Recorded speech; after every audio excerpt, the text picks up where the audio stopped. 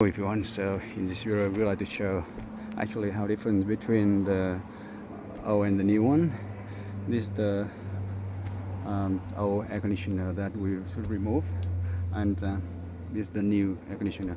This one 240 volt, this one 24 volt, and this one take 1250 watt, around that, full blast. This one take about 720 watt full blast, and this one works really cold. I expect that just similar power and performance. This big one actually stands for 1.1 meter, 110 centimeters long, and the one here is 67 centimeter long.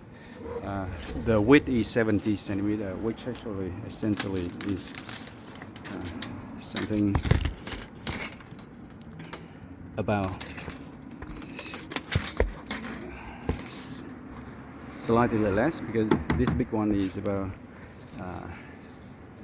72, but this one is 70. But more important is about the height. The small one is only 16 centimeter high, and the big one, have a look here, it actually is 36